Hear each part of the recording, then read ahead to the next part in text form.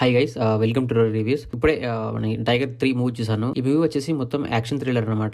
ఇందులో వచ్చేసి మనకి ఇండియా అండ్ పాకిస్తాన్ సంబంధించిన operations and internal operations and secret operations గురించి ఉంటుంది. సో ఇది వచ్చేసి మనకి స్టోరీ కంటెంట్ చాలా తక్కువ ఉంది and action sequences and action parts చాలా ఎక్కువ ఉన్నాయి అనమాట. అంటే ఫస్ట్ 40-30 మినిట్స్ వరకు మనకి చాలా ఎంగేజింగ్ అనిపిస్తుంది. దాని తర్వాత ఇంటర్వల్ బ్లాక్ వచ్చేసరికి మళ్ళీ ఫైట్ సీన్ అనే ఒక బోర్ ఫీలింగ్ వచ్చే టైంలోనే మన షారూక్ ఖాన్ గారిని దింపారు. అండ్ సల్మాన్ ఖాన్ షారూక్ ఖాన్ ఎక్కడైతే ఎంట్రీ ఉంటుందో అక్కడ నుంచి ఇంటర్వల్ బ్లాక్ మాత్రం సాలిడ్ గా హిట్ అయింది. చాలా అంటే చాలా బాగా అనిపించింది. అండ్ అక్కడ వచ్చేసి మనకి జోక్ స్పాట్స్ అనేవి ఉంటాయి షారూక్ ఖాన్ గారితో, అది మనకు కొంచెం ఓకే అనిపించింది. ఇంటర్వల్ తర్వాత నుంచి కూడా మొత్తం మళ్ళీ అదే ఫైట్ సీన్స్ రిపీటెడ్ సీన్ లా అనిపించాయి. నాకైతే పెద్దగా అయితే కనెక్ట్ అవ్వలేదు, ఎందుకంటే ఇంతకుముందు ఫిలిమ్స్ ఆల్రెడీ చూశాను కాబట్టి. బట్ ఎవరైతే కొత్తగా చూస్తారో అది మాత్రం వాళ్ళకి నచ్చుతుంది. ఇందులో వచ్చేసి హీరో సల్మాన్ ఖాన్ లేకపోతే కత్రినా కైఫ్ అని ఒక డౌట్ వచ్చింది. నాకైతే ఈ సినిమాకి కత్రినా కైఫ్ అనుకుంటున్నాను, ఎందుకంటే ఆమె చేసిన యాక్టింగ్ కానీ యాక్షన్ సీక్వెన్సెస్ మాత్రం టాప్ నచ్చనమాట.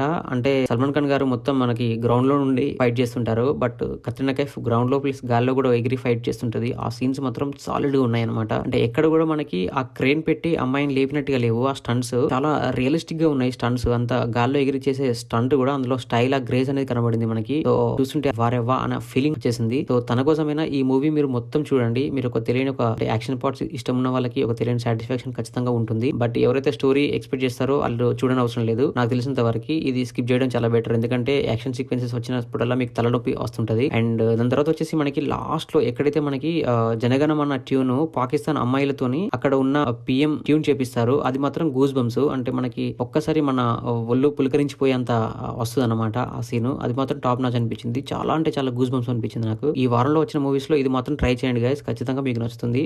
ఇది అమెజాన్ ప్రైమ్ లో తెలుగులో అవైలబుల్ ఉంది. సో ఇది గైస్ మన రివ్యూ. ఒకసారి మన ఛానల్లో కంటెంట్ గమనించండి, నచ్చితే మన ఛానల్ సబ్స్క్రైబ్ చేసుకోండి. And thank you so much for watching my channel. Thank you, by by.